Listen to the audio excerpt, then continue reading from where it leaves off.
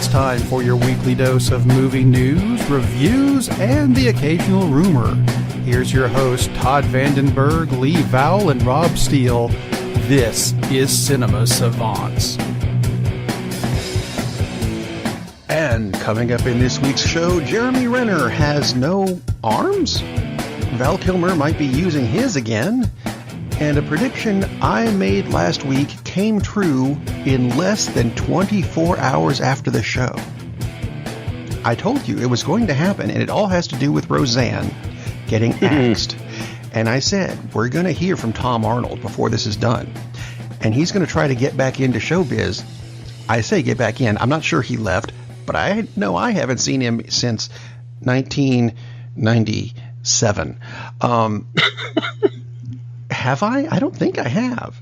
You may not have, but he has been in projects. I'm sure he has been somewhere. Yes. So, sure enough, I get up Monday morning, and I check the news, and on ABC, Tom-Arnold says that, yes, his ex-wife, Roseanne Barr, is indeed racist. Well, duh. We knew that already, but, you know, I was right. Less than 24 hours later. There you go. Ta-da, yay me. Yay Tom-Arnold also. Yeah, that too. Speaking of little people in Hollywood, and that's an actual segue. Jerry-maren, I'm not sure if it's Marin or Marin, the last remaining munchkin from the land of Oz, died this, what was it, on the 24th? That's like 2 weeks ago, but it was just announced last week, which is sad. It is sad, which is also amazing. Wizard of Oz? Wizard of Oz came out in 1939, folks. That's a long time. He was 99 years old. Wow. And that actually leads me to another segue. Yes, that we're going through this fairly quickly this morning, but there are more stories that we'll get into in more depth, like this one. Newsweek released a list of its top 50 grossing movies adjusted for inflation, so we know how everything fits together, kind of. One movie that I thought should have been on this list and isn't, but it isn't for a reason. I thought The Wizard of Oz would be on this list because that movie was around forever. And then I found an adjustment for inflation calculator online, of which there are numerous ones. And no, it does not make the top 50. As a matter of fact, it's almost $200 million adjusted dollars short of making this list. Wow, that's interesting. Which is probably why you brought it up, duh. But yeah, I would not expect that at all, that it would be that far off the list. It's the number 50 movie, and it kind of surprises me that it's this, is the original Pirates of the Caribbean. Which that was super popular. I'm not surprised that it's 50th. It's 50th on this list. It adjusted for 2018 dollars made $593 million. Which is pretty good, obviously. I'll take it. Yeah, that's huge. But I mean, the original made over 400. I mean, in actual. Yeah, 423. Yeah. And it, adjusted makes it 593. I was amused by some of the adjustments because things like Star Wars: The Last Jedi. It came out last year, so its adjustment bumped it up a whopping $18 on the list. I was going to say, couldn't have been a big change. Or Black Panther, which came out this year, so it adjusted nothing. No adjustment whatsoever. It was still number 32 on the list. Now, things I understand with this, the new Avengers movie is not on the list. It's still in theaters. That's fine. Actually, I'm going to do the top 10 real quick because this makes sense with what I'm about to do with it. And they all made over an adjusted billion, with a B as in boy, $1 billion. Number 10, Snow White and the Seven Dwarfs. Dwarfs? Wow. Now that amazes me that movie made that much. It did. It originally in theaters in 1937. I didn't realize it was that old. Oh, yeah. 184.9 million. which is still a ton of money even for back then. Yeah, well, I mean, this includes all the re-releases and everything else, but still, it's been a long time since that's been out in theaters. That's amazing that much money. Number 9 was The Exorcist. Number 8, Dr. Zhivago. Number 7, Jaws. Number 6, The Ten Commandments. Number 5, The Boat Sank. Titanic, sorry. Number 4, Et. I've always called it that. I don't care if there's, they made it an acronym. E.T. Yeah, for normal people, and if there are any normal people listening, it's E.T. Yeah, it's not Lee. He's not listening at all. He's not even here, but that's okay. True. He's traveling. Again, that's fine. Our roving reporter, only he's going to beaches and stuff. He's our roving not reporter. Number 3, The Sound of Music. Number 2, the original Star Wars. And number 1, Gone with the Wind, which made an adjusted $1.8 billion. That's a lot of money. And it's B with a billion. Close enough. And which this is domestic box office. Correct. Because if it was global, that would be a weird, very different list. Yeah. Actually, wow. There was something I noticed that was missing from this list, though. Mm-hmm. And it's something I'm not the biggest fan, although I did like. I'll go with 2 of the 8 movies that they came out with this series, because there's a couple of Bond movies on here. There's several Star Wars movies. Mm-hmm. None of the Harry Potters are listed. And I thought, now hang on a minute. Somewhere there's got to be a Harry Potter movie that makes this list, because those movies made a ton of money. You would think so. And I was right. I looked up Deathly Hallows number 2, which made originally, unadjusted, it made $1.1 billion. Oop, hang on a minute. If you adjust it, it's $1.29 billion, which puts it just ahead. Or let's see, 1.29 puts it just between The Ten Commandments and Titanic. But is that domestic or is that global? That seems to be domestic. I bet that's the global. It could be global. I bet that's the global. That is a good point. Still, because somewhere on these lists. Yeah, you would think it's got to be in there, or the first one, which would have the biggest advantage as far as an inflation adjustment. Yeah, we will research that. We'll research that, and maybe I was doing global. I don't know. And we will answer by the end of the show, if not even sooner. A couple movies that were so kind of surprising to me that are in the list is, and some of these go back quite a ways, but Love Story. I mean, I know that was a big hit, but that's 38th all time, adjusted for inflation. Fantasia, that one really stuck out for me, because from what I remember reading about it, it wasn't like a huge hit when it came out. And yet 76 million in 1940, which is pretty good. Yeah. And adjusted for inflation, 762 million. Fantasia, which eventually may come up when we talk about sequels. Anything else that just stuck out as just kind of randomly 101 Dalmatians. I'm still thrown off by Thunderball being in that list, but that is kind of weird. 101 Dalmatians. Number 12 all time, adjusted for inflation. Fun movie, but really, 101 Dalmatians, and the original, not the Glenn Close version, live action one, Glenn Close, which is fun, but that just seems kind of odd of all the Disney movies.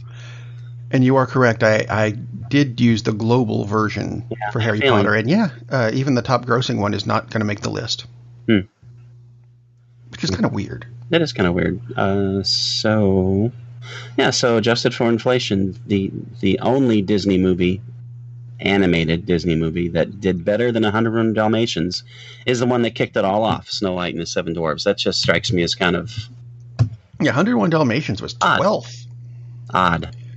Sandwiched between 2 other movies that are now Disney, The Force Awakens and The Empire Strikes Back. I mean, I would expect something like The Little Mermaid or Sleeping Beauty or something else. Yeah, exactly. And it's like, nope, it's 101 Dalmatians. Cool. Weird. That one was I mean, it's a fun movie, but in the pantheon of great Disney animated movies, is it one of the top 10? I would not say so. No, I would say top so. 12 because that's where it is on the list.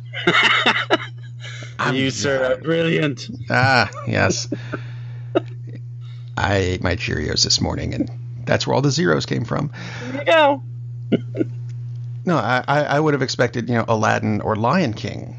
Yeah. Which Lion King is a little farther down on the list. It's 19. Yeah, that's what's odd. It's like, really? 101 Dalmatians, I'll be darned. Obviously, they need to re-release The Lion King to theaters so it can jump ahead. Which means it makes it sound like I'm anti-dog, which, no, it's just... I suspect they are going to release The Lion King again just before they release the live-action version. Yeah, that would make sense. That would totally make sense. Or is Beauty and the Beast even on the list? But it is not. No. I mean, that's just surprising. Because 101 Dalmatians is one of, as I recall, I can't think of a Disney movie that came out before it. Maybe it was Sleeping Beauty, but that's when Disney started going a little cheaper on their animation. Yeah. It's a totally different style, and it works, and it's cool, but it's a different style. Wasn't it Sleeping Beauty?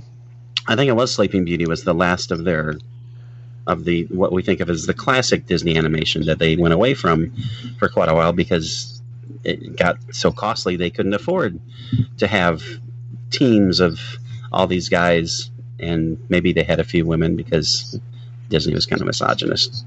Kind of.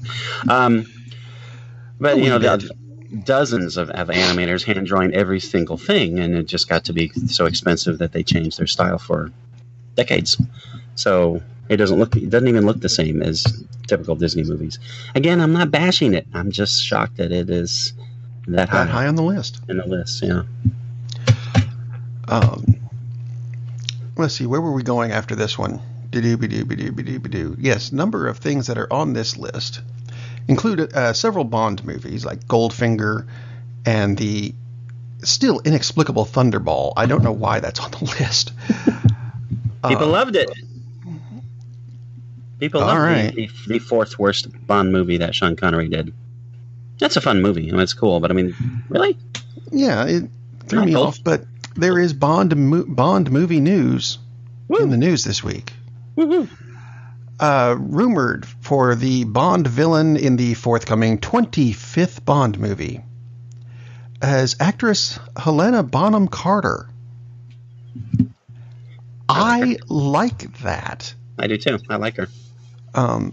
And something else, and this goes back to the misogynistic Disney, I suppose. This will be the first female Bond lead villain. There have been other, female villains. Xenia Onatopp, but she wasn't the head villain. Electra King from, I think that might have been this. No, it was the movie after that one. I'm like, was that the same movie? She was funding the bad guy, but she had, Stockholm Syndrome or whatever. Interesting. There have been other female villains, but none of them have been the mastermind behind everything. Interesting. Didn't even think about that. I'm not sure why I did, but there we go. And then I looked them up and went, hey, what do you know? And if you're going to get someone to do it, I think she'd be great. Oh, yeah, she's a terrific actress. Absolutely. And they want females to look a certain way in Bond films. And for Bond films, it works. But yeah, I mean, as far as the acting chops go, yeah, she can hold her own with anybody. But in a Bond film, no issues whatsoever. That's awesome. No, I really like that. I guess the bad news is they're still she's not 100% in. But they are apparently, they're looking at females, and they were looking at Daniel Craig's old Lara Croft Tomb Raider partner, Angelina Jolie, as the bad guy. No. Please don't do that. No. And she can be a terrific actress, but I think she's one of those actors who needs the right director, because she's been bad in some films. Helena Bonham Carter, I think is immune to bad direction. She could have been in the Star Wars prequels and done a good job. Which is saying a lot because wow. Anyway, they weren't they weren't hideous. How good was Natalie Portman in those movies? I didn't think Oscar-winning actress Natalie Portman, who is excellent in virtually everything except. I don't know. Anyway, that's another story. It is. It is a totally different story. Anyway, Helena Bonham Carter, please sign that dotted line because that would be so cool. I don't know. She was in the Lone Ranger movie. Which I've seen maybe 20 minutes of it twice. I remember sitting down and like strapping myself to a chair to make sure I finished it, and that's what it would take. Yeah. What a piece of trash. Anyway, yeah, that's another story entirely. Yes, it is. Moving on to let's see, what was next on the list? Peter Jackson. Peter. Because he's next. There have been a lot of rumors concerning Peter Jackson as to whether or not he's going to be doing anything with the Amazon version of The Lord of the Rings, or is he going to be directing a DC superhero movie. And he has said this week, no, I'm not doing either. He said he's not at all involved with the Lord of the Rings series. I understand how my name comes up, but I'm not doing it. And I thought it was interesting, his quote about the DC Comics thing. Are you doing a DC Comics movie? Quote, that's not true. I had no discussions about that. I'm not a fan of comics. I've never read any, so I'm not particularly interested in adapting one for the cinema. What? I'm just quoting. How weird. I don't trust people who have never read comic books. I was going to say, if you've never read a comic book, that's okay. But that seems odd. That's weird, isn't it? For someone who is richly involved in fantasy, and I know Lord of the Rings aren't comic books, I get it. But even people who bullied me at school for reading comic books read comic books. Yeah, I mean this is also the guy who did King Kong, and he didn't do it because he loved the King Kong comic. I know. But typically, people who enjoy fantasy will pick up a comic book on occasion because most comic books are based on fantasy. And they also appeal to people who enjoy the visual arts, a film director. So that just seems kind of weird, doesn't it? It does to me, anyway. Very odd. Yeah. Speaking of very odd, this is a very, very odd story we're going to next. Concerning Jeremy Renner. And like I said, he has no arms. There was a thing that came out last year that said Jeremy Renner broke both his arms shooting the fourth Avengers movie. Ouch. It's not true. He broke both his arms shooting the comedy Tag, which we talked. Oh, God. It's going to get weirder. Give me a minute. He said that, wow, lost everything. All right. Broke both his arms shooting the comedy Tag, which is something we talked about a while ago. It's about an ongoing game of tag that started with these kids who were age 11, and now they're in their 30s or 40s or whatever, and they still play it. And Jeremy Renner plays the guy who has never been it. Well, he broke both his arms in this movie, which usually means, oh dear, reshoots and delays.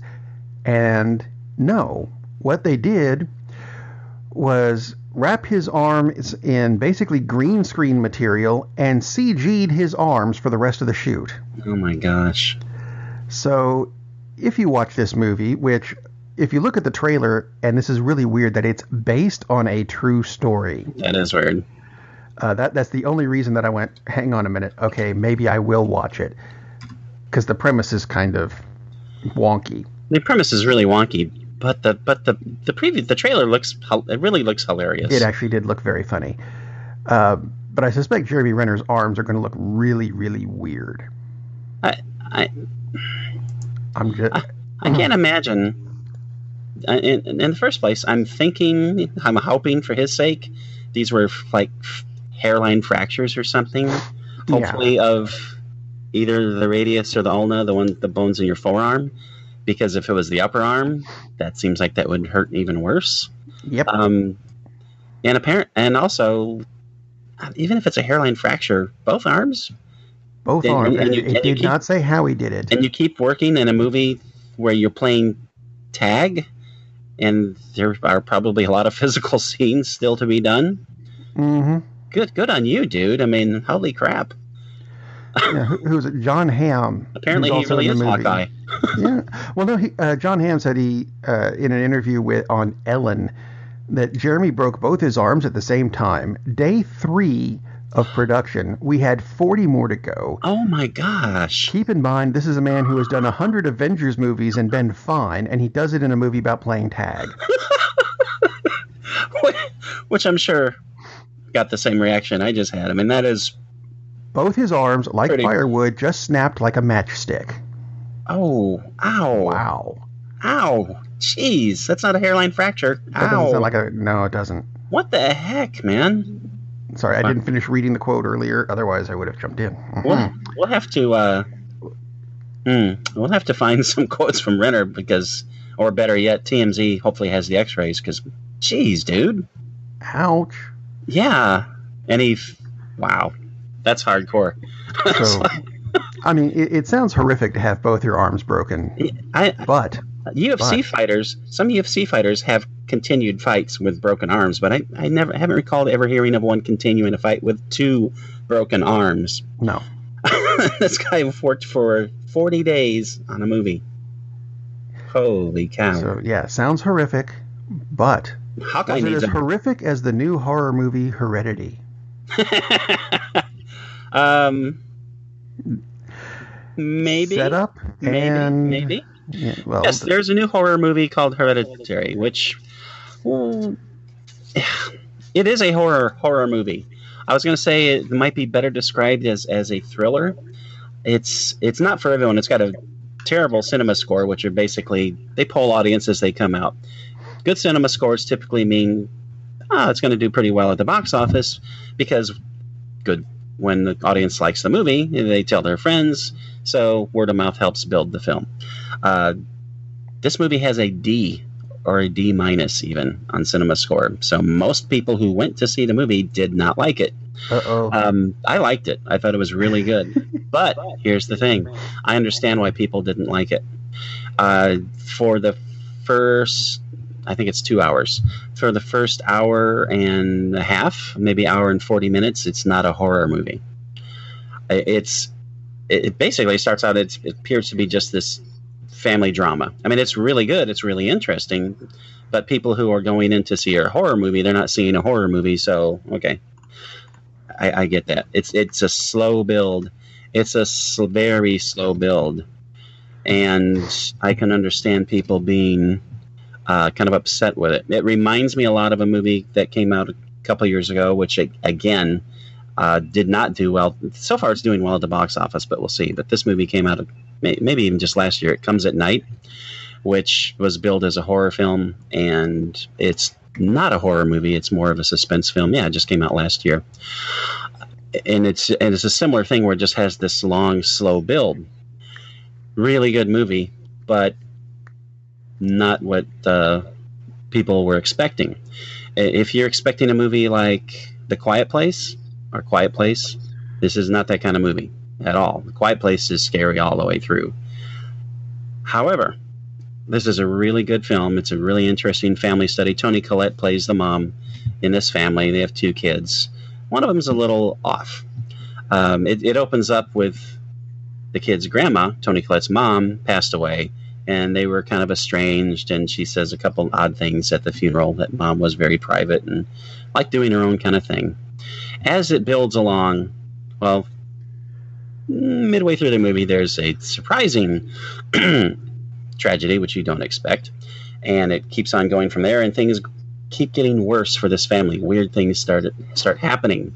the weird atmosphere keeps on building. It starts getting really creepy. And then in the last 10 or 15 minutes, this thing goes full on horrifying, like Exorcist level horror movie. It almost doesn't fit because it builds. It's not like a sudden jump and, oh, it's a different kind of movie. But when the director puts his foot to the gas, it floors it. This thing goes from way past creepy to utterly, oh, geez, I really didn't even want to see that kind of horrifying. I mean, I really, really liked it. But again, if you're going to go see this movie, you have to be prepared for it's a very slow build. It's interesting. It's really cool. It's not at all boring, but think of it as, I don't know, something like The Bedroom Window or Ordinary People. It's almost that kind of a movie for like at least half of it. It's a family drama, and it's really intense, and it's really good. And Gabriel Byrne plays the dad, and he and Toni Collette have this really interesting byplay because he's really concerned about what's going on with her because she starts acting a little weird because of things that she knows are going on and no one else knows, that kind of thing. And then the horror builds and builds and builds, and like I said, the last 10, 15 minutes is like straight up crazy, scary stuff. I really, really liked it, but again, it's not for everyone because you've got to go in being prepared that it takes this long build to get to it, which understandably, we're in the era of Saw horror movies, which I like the first. Right. I like the first one, but and actually Saw does have kind of a long build too, but it's totally different because it starts out as like, oh, these guys are chained up. What the hell's going on? So this is a different kind of build, but I thought it was really, really good. I'm interested to see what's going to happen next for this director's career. It's the kind of a movie where this isn't much of a spoiler alert, but probably not going to be a sequel. I'll just put it that way because it's that kind of a story. Ooh. Yeah. Ooh, that's almost a segue, isn't it? Yeah, it is. So not as horrific as Val Kilmer returning for Top Gun 2.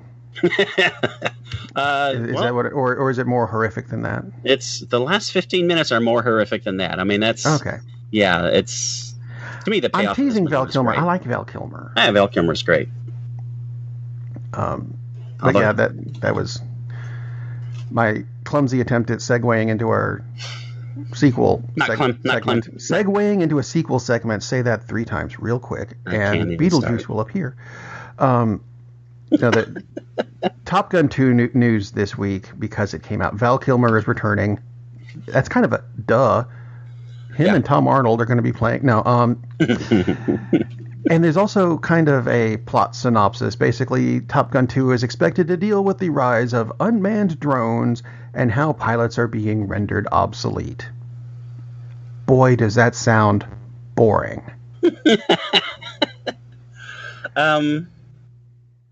Yeah.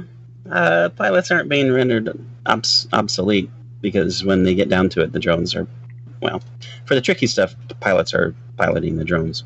Yeah. But physically, the challenges aren't there. So I can see, especially the characters from that film, I can see where they would take offense to that. Wouldn't be the same adrenaline rush while you're sitting there or playing Nintendo. Yeah, checking back on your couch. Nintendo piloting with your Faygo because you can't afford Fanta. Wow. Okay. So that's sequel news, which leads us into a new segment that we're going to try to do. Woo. It was Lee's idea, and he's not even here. Fine. Be that way. We're starting without you, Lee. Sequels and or reboots that we actually do want. Exactly. Because there are some that I think need sequels, if nothing else than to finish the story. I mean, for me this week, I'm going to throw out Tron 3, which they keep saying, we're going to do. No, just kidding. No, just kidding.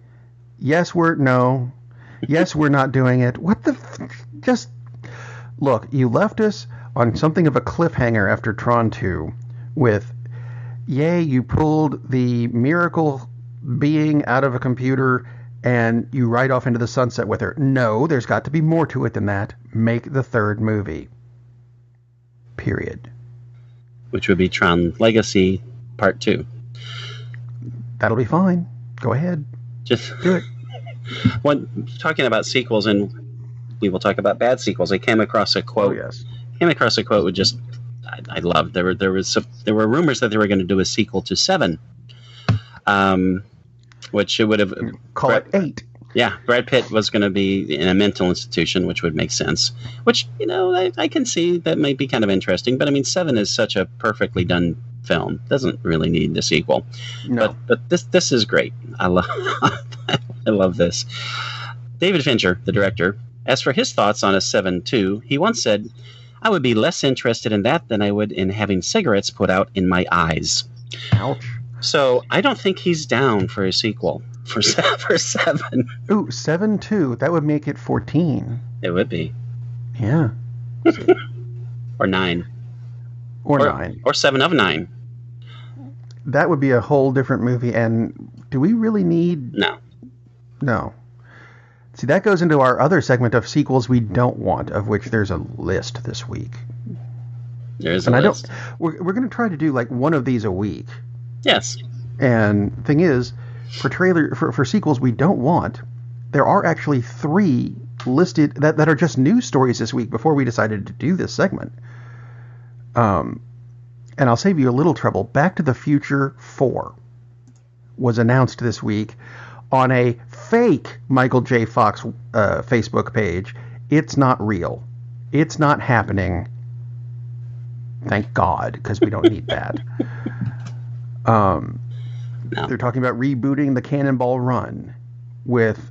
God, I saw someone stupid attached to it, like M. Night Shaka Khan or something, and I just went, no, the first ones were enough. And doing a prequel to Charlie and the Chocolate Factory, an origin film for Willy Wonka starring either Ryan Gosling, Ezra Miller, or Donald Glover. No, we don't need that. But, that's just my list of things. And that's because they came out this week. News for them. I don't want that. So, what's an actual sequel that you hated? Actual sequel that I hated? And those are terrible, by the way. Those are awful ideas. Actual sequel... Which means they probably will make them. See, this is I'm going to bring up one of the weirdest sequels of all time and tell you first, it's really not that hideous a movie, but it is quite possibly the worst sequel ever. See, that's weird, isn't it? Highlander 2. Which, if you've ever seen the original Highlander, I thought was a great movie. Yeah. The casting is really weird. The casting was very odd, but that's okay. It's a cool movie. It's a very cool movie. I mean, Sean Connery is a Spaniard. What? Anyway. Who cares? It's Sean Connery. It is Sean Connery, and he's very cool. Let me be a Russian submarine commander. Hello, Ski. Yeah. Okay, the original Highlander started in the Highlands of Scotland in 14 something or other, and with Connor MacLeod, who turns out to be immortal, and it's about how there's a bunch of immortals that are in kind of a contest. Basically, they have to kill each other, and the way you kill an immortal is you remove his head, usually with a sword or an axe or a guillotine even, I suppose. We never actually see that in the movie, but it's a theory. And the energy that immortal has moves on to the immortal who killed him, and eventually you get down to 2. And the one that does the killing becomes omniscient but mortal, which is a cool idea. A massive bracket of immortals down to the final 2, and it was a good story. Highlander 2 sounds like it shouldn't exist because, hey, you had all these immortals and now you're down to there can be only one, and there is. I'm not going to tell you which one, just in case you haven't seen it. His name's Connor. So, Highlander 2, Connor is now 40 years older, and he's built a shield around the planet to rebuild the ozone layer, but it turns out he's not from Ireland or Scotland or anywhere in the United Kingdom or indeed on Earth. He's from the planet Zeist. what? And the people on Zeist are having the same problem, only they've decided to live together as immortals, but they need to come to Earth for some reason and kill Connor and take his omniscience back to Zeist. Huh? So they send, I swear to God, it's Lenny and Squiggy from Laverne and Shirley who are driving hoverboards with axes. Am I wrong? Do you remember Lenny and Squiggy with the funky hair? And anyway, and Connor accidentally kills one of them by running him over with a train? Question mark. And it gets even more weirder and bizarrely much more sci-fi from there. And if it was just a standalone movie where you go, here's what's going on, and you would go, oh, okay, it's not a spectacular movie, but it's not hideous. But if you look at it as a sequel, my God, it's wrong. You remember all that stuff we told you in the first movie? We were wrong. Forget all of that. They're from another what? No, that was just wrong on a scale I have never seen before or since. It's wrong. I'm going to flip this as a question to you, though. Have you ever seen a sequel that's better than the original? I can actually think of a couple. I can think of several. Then there's a couple obvious because we talk a lot about science fiction films, and there's a couple that pop up right there, although the originals are great. The one I actually am thinking of in this case is The Road Warrior. A lot of people don't even realize it's a sequel because that's how little known the original movie, Mad Max, is known. Although if you look in, are there video stores anymore? No, they're not. But if you happen to wander through Target or Best Buy or something and you're looking at the films and you happen to see the cover to The Road Warrior, it may have a title that says Mad Max 2, The Road Warrior. Mad Max is set in the near future and does indeed star everyone's favorite racist. The near future, 1978. Yeah. It's so the apocalypse hasn't happened yet, but there are gangs roving around Australia and causing problems. And Max loses his family in a tragic way. So if you haven't seen Mad Max, a movie that came out 100,000 years ago, well, sorry, spoiler alert. But is the setup for... It's got Mel Gibson when he still has his accent. Yeah, so that's the setup for where Max comes from in The Road Warrior, which is a completely different kind of film from Mad Max. Mad Max was an action police procedural kind of thing, almost. Kind of, yeah. Really good movie, but nothing like The Road Warrior, which is this post-apocalyptic film, which... dystopian thing with a small kid with big hair. Pretty much, that's like the template for so many movies since it.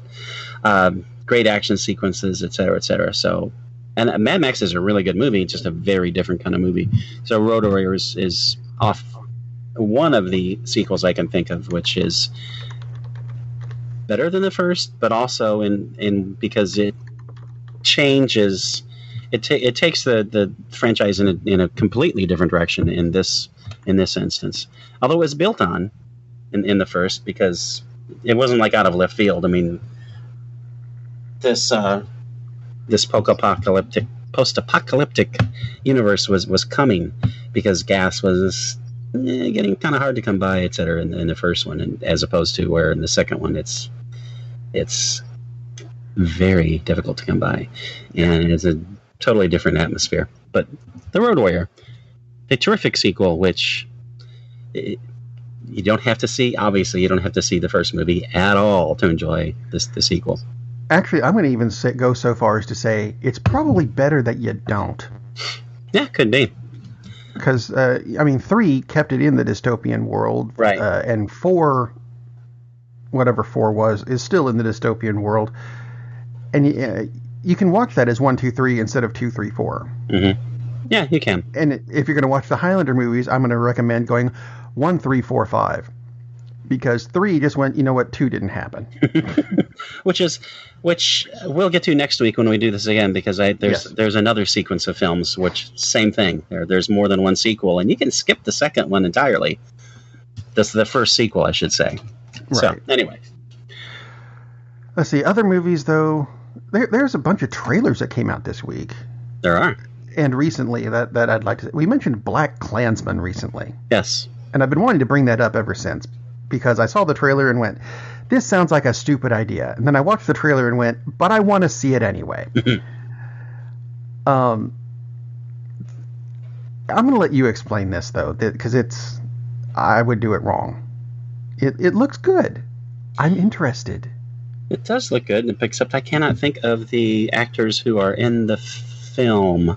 It's Kylo Ren and a black guy. That's horrible of me. I know. That's awful. That's what I was going to look it up before I actually said anything about it.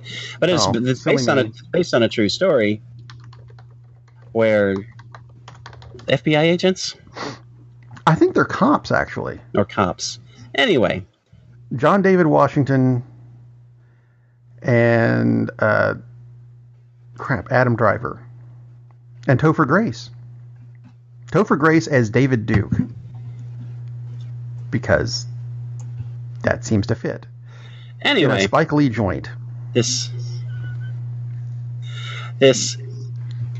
black officer decides he is going to infiltrate the KKK. Seems kind of weird, right? Yeah. But he does it because he's doing it online. And this is over the phone. Over the phone. This takes place in the early 70s. Ah, well, there you go. Over the phone. Interesting. And just through writing, et cetera, et cetera. So, and he had Jordan Peele is one of the producers also. That's cool. Anyway, regardless, it's a Spike Lee joint, which makes it very interesting. So, Colorado Springs Police Department. So he is going to infiltrate the KKK. And this is in Colorado, which is, people may not think of it being there. So, and as he said, he's doing it over the phone. He's doing it not in person because obviously it would be difficult for a black person. They might find him out. They might figure it out. So he enlists the help of a fellow detective to play him when he has to show up. It's like, oh yeah, I'm the guy who wrote you, et cetera, et cetera. So they become a team to infiltrate the KKK. But I'm really interested. In the first place, anytime Spike Lee has a movie coming out, it's like, okay, well, that's interesting. Let's see what happens here.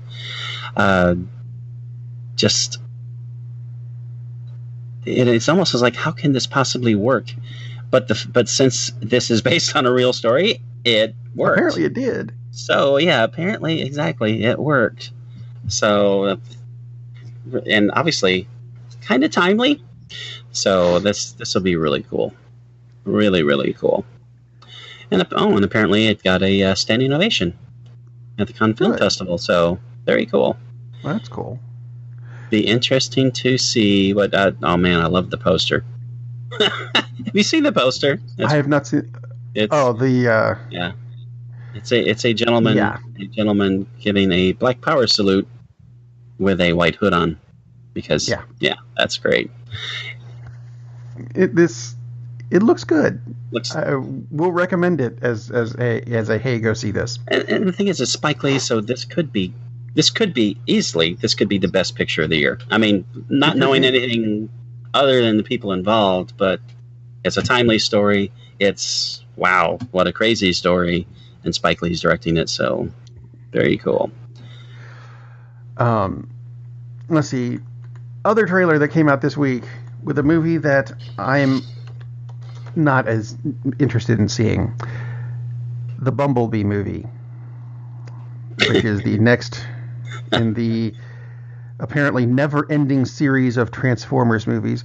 Now, the thing about this one is, I saw the trailer, so you don't have to. Yay. The only Transformers we see in it are Bumblebee and Starscream, who was one of my favorites in the ye olde cartoon series back in the 80s. And that's the way these two finally look. Because growing up, people loved the Transformers cartoon series, animated series, whatever you want to call it. But then they made the movies, and none of the characters looked anything even really remotely like what they did in the TV series. Now they do. Which, gives me a glimmer of hope, but I watched the trailer, so it's not enough of a glimmer of hope to make me want to watch the movie. Yeah. This will be on Fox or FXX or one of those channels soon enough. Just wait. It'll be fine. Yeah, I'm kind of David Fincher's mind of the thing with the cigarettes in the eyes for any Transformers movie. Because, big robots, they fight. Stuff gets broken. No, can't be. Yeah, this is... there's another trailer that came out. Actually, I think we've got 6 on the list for the show this week. The second Lego movie had a trailer. Oh, cool. And I'm going to have to say, no. Really? Thanks. I had enough fun with the first Lego movie. No. Really? Wow. Basically, we need more money quick to the Lego cow. Milk. That's sad. That's all it looks like to me. I could be wrong. I've been wrong before. Could just be a bad trailer, too. It could just be it wasn't even really that the trailer was that bad. It just looked like it was more of Lego 1, which was... It made the kids happy. I like the first movie. It was fun. But, I know, for some reason, it pulled... See, it came back again. It pulled a Road Warrior in that now everything's dystopian except for our main character who is still happy and likes lattes. Boy, does that come up a lot in the trailer. No, I don't know why. It's a thing. Whatever. It's a thing. No, I'm not going to do that. They did what they wanted to do. And it's milk us for more money. Meanwhile, there was one that you sent me. Yes. Bad Times at the El Royale. Yes, Bad Times at the El Royale. I hadn't even heard of this one. I had not either until I saw the trailer. There we go. Looks very, very cool. It reminds me, and God, I hope this is not a spoiler because that would make me ill. It reminds me of the setup of a movie that came out, maybe 10 years ago called Identity, which is a great movie that I think like 9 people saw. I must be number 11. Well, there you go. Identity is a really cool movie. Random people show up at a motel, and bad things start happening, and then towards the end of the movie you figure out, this is why it's happening, and then there's a big switch. That's for Identity. In the new movie, which probably has nothing to do with Identity, I hope not, because it would be the same story. That would be sad. Bad Times at the El Royale. Random people show up at the El Royale Motel, which is apparently a hotel which straddles... in Lake Tahoe in the 60s. Which straddles the line between Nevada and Los Angeles. And it turns out they all... Okay, about California. Los Angeles is... Anyway. Yeah, California. Sorry, not Los Angeles. That would be kind of weird. That'd be a huge place. It's a big line. Yeah. Wow. Yeah, it straddles the line between between as big Vegas, as the one I saw at Walmart the other day. Vegas and Los Angeles. Yeah, it's gigantic. It's a 500-mile hotel. I'm sorry, I'll shut up. Great cast, though. John Hamm. Yay, John Hamm is in it. Yeah, John Hamm. Apparently he's the manager of this place, which has fallen on hard times because it doesn't appear to be anybody there except these random people who show up. Chris Hemsworth, who might be the villain, which I really like. I hope he is, and maybe he is, maybe he isn't. He's got the mustache for it. He does. And... Jeff Bridges is the one that I momentarily blanked out on, doing his gruff, gravelly Jeff Bridges voice. And, jeez, this movie looks so cool. These people randomly show up, and things are kind of happy and fun, and then things become not happy and not fun. And maybe people are getting killed, maybe. Just looks so, so cool. And it's bright and neon-y kind of because of the setting. Just looks like it's a really fun, possibly murderous time. So I'm really looking forward to this movie, Bad Times at the El Royale. Doesn't come out until October. October 5th. 5th indeed. But it looks really, really entertaining. And John Hamm in a movie, that makes me happy because I wish the guy, he's so good. But Chris Hemsworth also is, I really like Chris Hemsworth. So he looks, from the little bit that he's in the trailer, it looks like he's got a great character to play, which is makes me good.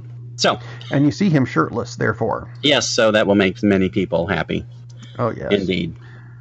As opposed to, sorry. I was just going to say he doesn't look quite as bulked up as he does for Thor, but he doesn't exactly look like a slouch either. So got me beat. That kind of goes without saying. Anyway, other movie that was on the list. The other two are kind of kids movies, I think, ish. Yeah. Only one of them. Didn't we just have a live action Jungle Book like 2 years ago? We did, and Hollywood does this a lot. And it's like, oh, this sounds like a great idea. Well, then, we need to get on it too. And typically, that's not a great idea. No. But this looks like it's the same story, but it looks like a very dark take on the Jungle Book story. This one is just called Mowgli. And I don't know if they had planned this before the Jungle Book remake or if it was somewhat after. It doesn't really matter because, again, this is a very different take on the story. Yeah. Directed by Andy Serkis, though. Right. I really like the direction that this is in. So I don't know that this is going to be a kids movie. It's maybe an older kids movie, because why are you making the kids movie? Why are you making the Jungle Book and it's not for kids? PG-13 is the rating, which is interesting. They already have a rating and it doesn't come out until October. Typically, it takes much longer for them to do that. So yeah, usually we've got the commercials that say this film has not yet been rated. And you go, then why are you sending me a commercial? But Benedict Cumberbatch, Andy Serkis, Kate Blanchett. I mean, man, Christian Bale. It's got a great cast. The CGI in this looks a bit better than the Jungle Book, which the Jungle Book, I mean, it's a very cool movie and I enjoyed it, but the CGI kind of took me out of it because it was almost too good. It was just something jarring about the animation in the Jungle Book, and I really can't put my finger on it, but it just didn't work for me. This looks, just the only way I can say it is this looks better. This looks like it fits better. But it still has the whole thing with Shere Khan, and all the characters are still there. But it's just such a weird take on the film. Like I said, it seems like if this was, for instance, if this was a real story, this seems like a more realistic take on it. What that adventure would be like. I don't know yet. Yeah, but a kid that's raised by wolves, hunted down by a tiger, this seems like it's just more like how it possibly, if it ever could possibly have happened, like this is more like what it really would have been like. I'm really looking forward to this. And when this first came out a couple of years ago, I was like, there are two competing Jungle Book movies. It's like, seriously, do we even really need one? And I enjoyed the Jungle Book. Came out a couple of years ago. I don't know that we really needed it. Apparently, most people really thought we needed it because it made a crap load of money and it's very popular. But this is a movie I'm actually looking forward to because this looks different enough. Again, we're talking about sequels and how they can change things and change it enough to make it a more interesting story, or just interesting enough to watch it again, like as opposed to, like you said, the Lego movie, it's the same thing again. It's like, do you really need that? Mowgli looks like it's going to be a pretty cool movie, and listed as an adventure drama. Different, obviously, from the Disney property. So I think this will be really cool. Sounds promising. Yeah, it does. And like I said, it looks great from the trailer. And we've all seen movies where the trailer was infinitely better than the movie itself. So, unfortunately, hopefully this will pan out. Actually, another one that I'm hoping does not turn out that way, because the trailer I think looks wonderful, and that's for Christopher Robin. I agree that trailer looks amazing, and this was a movie that I was thinking, when they first announced it, it's like, okay, didn't we just have this? I mean, it's like, gosh, really? The trailer looks so good. It really does. I mean, this looks like the kind of movie that people are watching 20 years from now, and I saw this when I was a kid. Kids, you'll love this. Seriously. That's what this movie could be. I mean, it just has such a awesome feel to it, and I love the look. If you haven't seen this trailer yet, first off, I'm going to recommend it. It's about Christopher Robin of Winnie the Pooh fame, who grows up to become Ewan McGregor, which is not a bad thing at all. Not a bad thing. And then Pooh and company show up again when he's an adult, and it looks weird and bizarre. It reminds me conceptually of Drop Dead Fred, except it's Pooh and Tigger and Piglet, and they're done up in what I've always thought of as the original versions. Yes, and I think that's really important. It's the stuffed animal versions, not the cartoon version we got from Disney. These are Pooh is a little stuffed bear. Which I think is a really important distinction, because this is a Disney production, and they chose not to use the Disney versions. They went with the original illustrations, and that makes a huge difference. Pooh doesn't have a shirt. It looks so good, though. I mean, it looks... having Ewan McGregor helps a lot, obviously, because the guy's awesome. He's a tremendous actor. That is true. But this looks so good and looks so sweet, and yet it's going to have some real depth to it. I hope it's as good as the trailer, because it's just, honestly, this looks like a phenomenal movie. Something that, should be around for a very long time, and I want to go see this in a theater. Which is not something I would say about a lot of movies. That's the point of trailers, right? Obviously, just make you want to go see it. But man, and I had zero expectations. This makes me want to go see this now. Yeah, exactly. And we gotta wait for a while, sadly. I know. Damn it. Anyway. And also, by the way, Haley Atwell, who is super awesome. So it makes me happy that Haley Atwell's in this movie too. Because she's very cool. See, this comes out... August. When does this come out? August, so we don't have too long to wait for this one. Don't have that much longer to wait. Yeah. Yay. Let's see, I've run out of things on the list except for our closing segment. Do you have anything else to... Which is you anyway, but... Let me see what I had on the list. Okay, we talked about the sequels that were good. Sequels I want. Do we want to talk about sequels that we want? You talked about sequels that I want. I mentioned one, and you mentioned one, and I went to something else. Oh yeah, I'll talk about a sequel that I would like to see. I cannot find it now, but somewhere on the internet there exists a script for a crossover between two cult film favorites, which made almost no money between the two of them even. But there's a script out there, which I was trying to find, and I actually have it on an old computer, which I don't have the computer, so that doesn't help me. Buckaroo Banzai and Big Trouble in Little China. Well, Big Trouble in Little China was supposed to be a sequel to Buckaroo Banzai anyway. Was supposed to be, and it wasn't. It was supposed to be, but then they had casting issues. And I think part of the title of the script is the supposed sequel that they show in Buckaroo Banzai and the World Crime League. Jack Burton is heavily involved in this script that it is out there somewhere. I didn't know there was a script. There's a script, because I actually had the script, not just, there's rumors of a script. I had the script, oh dear, over 100 pages. And I don't know if this was actually done on spec, or if this was just fan fiction. And man, this is like at least 20 years old, the script, because that's how long ago I had it. The script was very, very funny. Imagine that.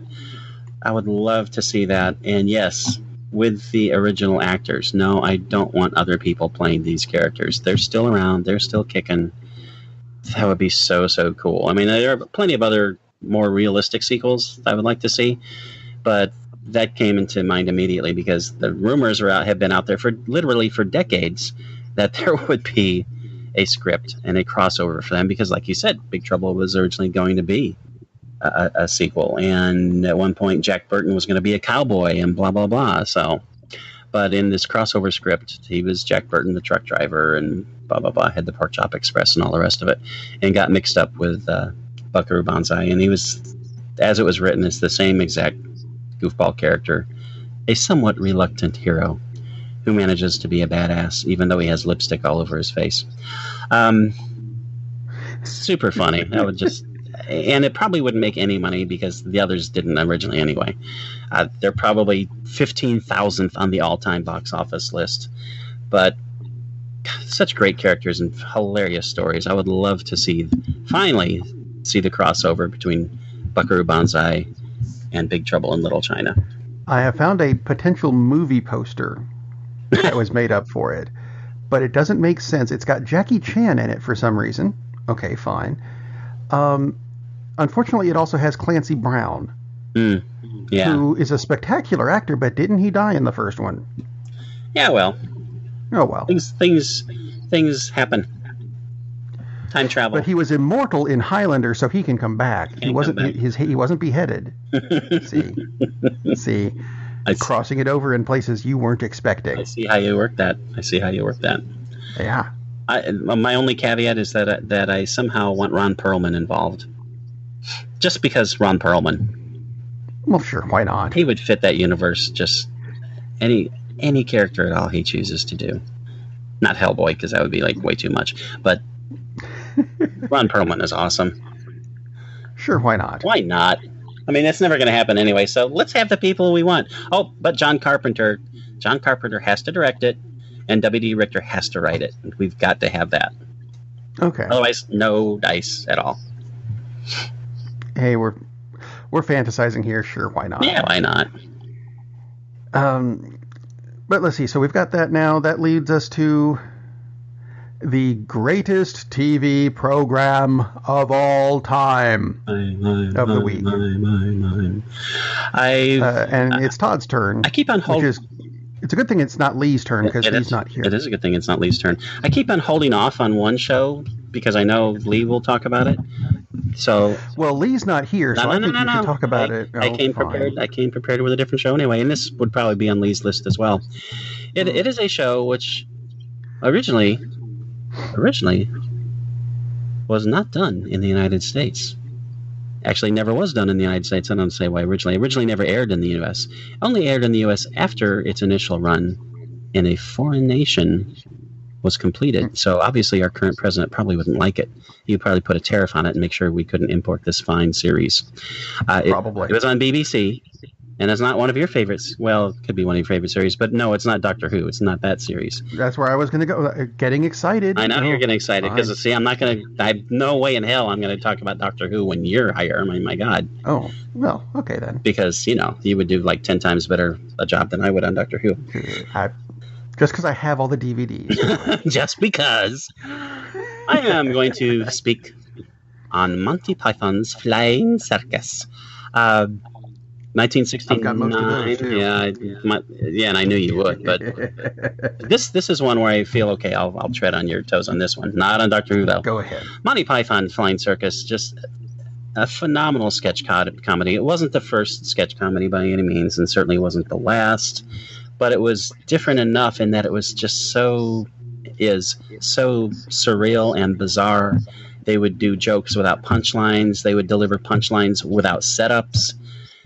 They had recurring small characters that they would pop up once every couple of, well, not once every couple of years, but maybe they would go 10 episodes without doing it again, and they'd do the bit again, and they'd revisit it later on.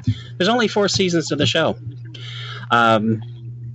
The fourth season didn't even have one of the main creators, and the fourth season is not as good, honestly, because of that. John Cleese stepped away from the show after 3 seasons, and being BBC, the seasons aren't quite what we think of as seasons, although now with Netflix and all the rest of it, seasons are just, this is how long a season is, that's what it is, that's all. But just a hilarious, absolutely bizarre show, which PBS latched onto because it was cheap.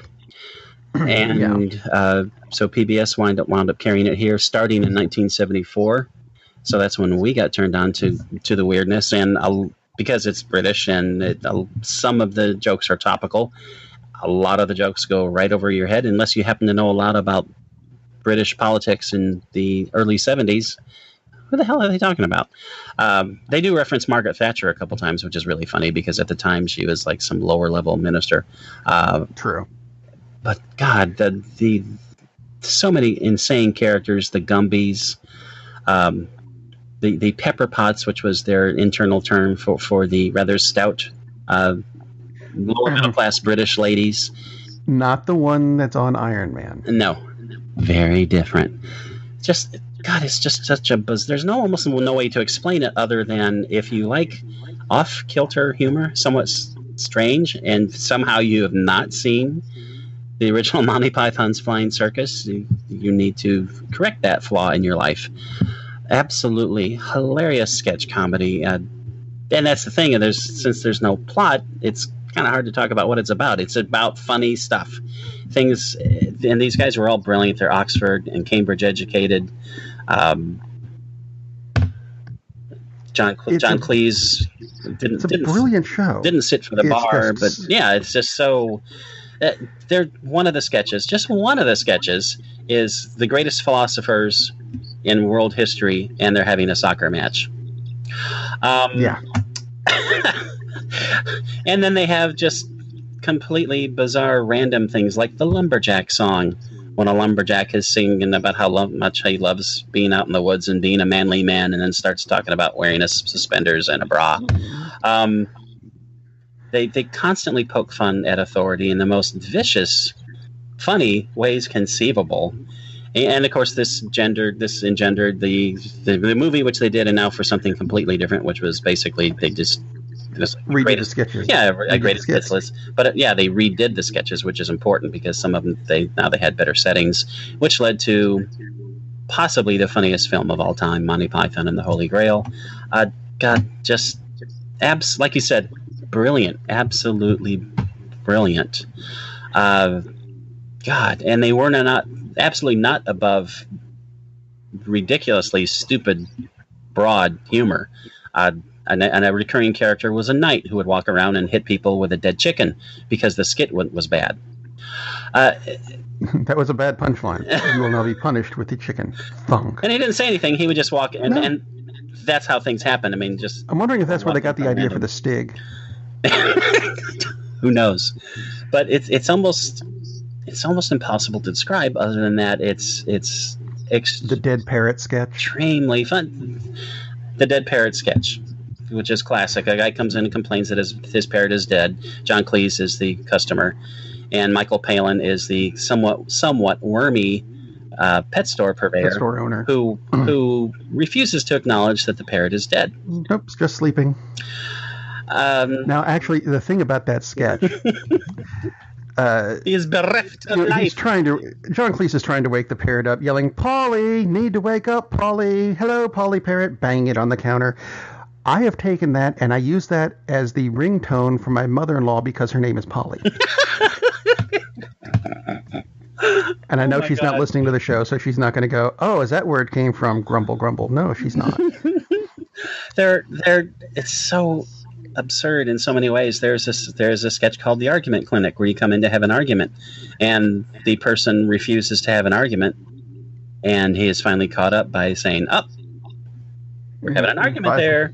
Your 5 minutes are up. Oh my God. Absolutely insane, hilarious show. There's no way, no matter what has happened in your life, there's no way that you can possibly stay in that frame of mind, in that mood, for the 20-odd minutes that you're going to be watching an episode of Monty Python, which is another good thing. Doesn't matter where you start. It's sketch comedy. There's no beginning.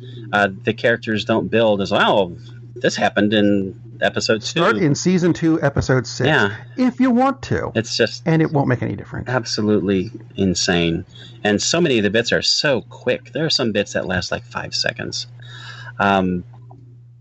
Just incredible, amazing, bright, funny stuff, which some of the best comedy ever done. Some of the funniest stuff ever done is in this show. Which is quite different from some of the shows we've talked about, but Monty Python's Flying Circus, there's so much weird background stuff to it, how they came together, and wow. The full admission that sometimes they would do a sketch that didn't have an ending, and they'd go, "How do we get out of this?" Right. Right. Just move on to the next one. Oh, okay. Some random. There was one episode where a random person would pop up, and it was Eric Idle, and he would offer them. He would not pop into the sketch if they would give him 5 pence. I will not ruin your sketch for 5p. And he would negotiate. He started higher than that, and he negotiated down to the point where it was like 5 pence, and he would not ruin the sketch. Of course, then he's in the sketch doing this while they're in the middle of like a courtroom scene or something. And the Spanish Inquisition. And that's all I'm going to say about that. Oh, my God. And Rob's laughter. There you go. and what a great way to end the show. And yeah, that's the way it's going to be. Because nobody expects, yes. That's a great way to end the show. Then I have now figured out what sound effect I'm going to add to our closing credits. Lovely. So you can figure that out on your own. In the meantime, I guess we're going to see you next week. Indeed. As we expect, because it'll be a fun show. And who knows, maybe even Lee will show up. Maybe. Lee. But I'm not going to hold my breath. Lee, Traveler. Yeah. Anyway. We should just start calling him Gozer. I'm not going there. I'm not going there. We will see you next week. Good night, everybody. Captain, we're losing power in the warp engines. I think we should be leaving now. I'm going to go home and sleep with my wife. And on that unusually harmonious bombshell, it is time to end. I am very disappointed! Man, we have a weird job. It's shameful, but, it's a living. And like that, he's gone.